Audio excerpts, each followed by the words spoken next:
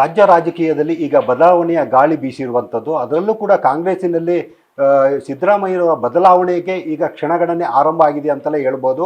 ಈಗಾಗಲೇ ಸಿದ್ದರಾಮಯ್ಯರು ಕೂಡ ಒಂದು ರಾಜ್ಯಪಾಲರ ಅನುಮತಿಯನ್ನು ಕೇಳಿರುವಂಥದ್ದು. ಮುಂದೆ ಏನಂದರೆ ಡಿ ಕೆ ಶಿವಕುಮಾರ್ ಒಂದು ಈ ರಾಜ್ಯದ ಮುಖ್ಯಮಂತ್ರಿ ಆಗ್ತಾರೆ ಅನ್ನೋ ಮಾತುಗಳು ಕೂಡ ಈಗ ಕೇಳಿ ಬರ್ತಂಥದ್ದು. ಇದ್ರ ಬಗ್ಗೆ ಮಾತಾಡಲಿಕ್ಕೆ ಚಿಕ್ಕಮಗಳೂರು ಶಾಸಕರಾದ ಎಚ್ ಡಿ ತಮ್ಮಯ್ಯ ಅವರು ಇದ್ದಾರೆ. ಸರ್ ನಮಸ್ಕಾರ ಸರ್. ಸರ್, ಈಗಾಗಲೇ ಬದಲಾವಣೆ ಸುಮಾರು ವರ್ಷಗಳಿಂದಲೂ ಕೂಡ ಕೇಳಿ ಬರ್ತಾ ಇತ್ತು. ಈಗ ಹೈಕಮಾಂಡ್ ಒಂದು ಅಂತಿಮ ತೀರ್ಮಾನಕ್ಕೆ ಬಂದಿದೆ. ಈಗ ಬದಲಾವಣೆ ಆದರೆ ನೀವು ಯಾರ ಪರವಾಗಿ ಒಂದು ಶಾಸಕಾಂಗ ಸಭೆಯಲ್ಲಿ ಹೇಳ್ತೀರಿ ಸರ್? ನೋಡಿ, ನಮ್ಮ ಪಕ್ಷದ ಹೈಕಮಾಂಡು ನಿನ್ನೆ ರಾಹುಲ್ ಗಾಂಧಿ ನೇತೃತ್ವದಲ್ಲಿ, ರಾಷ್ಟ್ರೀಯ ಅಧ್ಯಕ್ಷರಾದ ಖರ್ಗೆ ಅವರ ನೇತೃತ್ವದಲ್ಲಿ ಭಾಳ ಸುದೀರ್ಘವಾದ ಸಭೆಯನ್ನು ಮುಖ್ಯಮಂತ್ರಿ ಉಪಮುಖ್ಯಮಂತ್ರಿಗಳ ಜೊತೆ ಮಾಡಿದ್ದಾರೆ. ಹಾಗಾಗಿ ಪಕ್ಷದ ಹೈಕಮಾಂಡ್ ಏನು ತೀರ್ಮಾನ ತಗೊಳುತ್ತೋ ಅದಕ್ಕೆ ನಾವು ಬದ್ಧ ಅಂತ ಮುಖ್ಯಮಂತ್ರಿ ಉಪಮುಖ್ಯಮಂತ್ರಿಗಳು ಹೇಳಿದ್ದಾರೆ. ನಾವು 138 ಜನ ಶಾಸಕರು ಹೇಳಿದ್ದೀವಿ.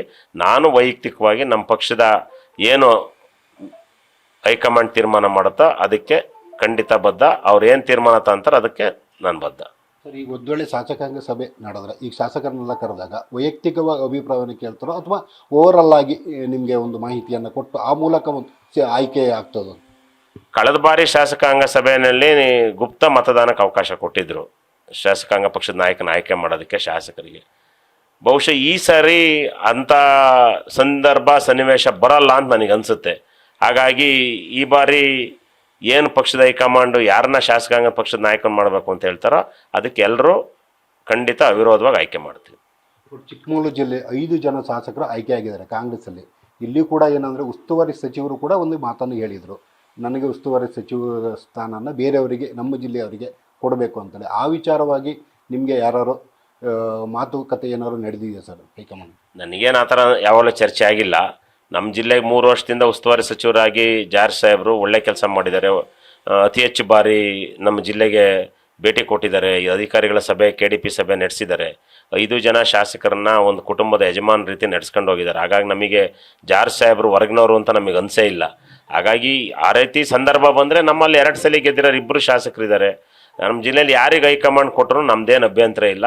ನಾವು ಪಕ್ಷದ ಒಬ್ಬ ಕಾರ್ಯಕರ್ತರಾಗಿ, ಶಾಸಕರಾಗಿ ಖಂಡಿತ ಕೆಲಸ ಮಾಡ್ತೇವೆ. ವೈಯಕ್ತಿಕವಾಗಿ ನಾನು ನನ್ನ ಅಭಿಪ್ರಾಯವನ್ನು ನಮ್ಮ ಸುರ್ಜೇವಾಲಾ ಸಾಹೇಬರು 1 to 1 ಕೇಳಿದಾಗಲೂ ಹೇಳಿದ್ದೇನೆ, ಯಾವುದೇ ಬೋರ್ಡ್ ಕೊಡೋದಿದ್ದರೆ ಅದನ್ನು ನಮ್ಮ ಪಕ್ಷದ ಕಾರ್ಯಕರ್ತರು ಯಾರಿಗಾರ ಕೊಡಿ. ಮಂತ್ರಿ ಸ್ಥಾನವನ್ನು ನಮ್ಮ ಪಕ್ಷದಲ್ಲಿ 2 ಸಲ 3 ಸಲ 4 ಸಲ ಗೆದ್ದಿರೋ ಸೀನಿಯರ್ಸ್ ಮಂತ್ರಿಗಳಿಗೆ ಕೊಡಿ. ನಾವು ನನ್ನ ಕ್ಷೇತ್ರಕ್ಕೆ ಕೇವಲ ವಿಶೇಷವಾದ ಅನುದಾನ ಕೊಟ್ಟು ನನಗೆ ಕ್ಷೇತ್ರಕ್ಕೆ ಒಳ್ಳೆ ಕೆಲಸ ಮಾಡುವಂಥ ಅವಕಾಶ ಮಾಡಿಕೊಡಿ ಅಂತಷ್ಟೇ ಕೇಳಿದ್ದೀನಿ.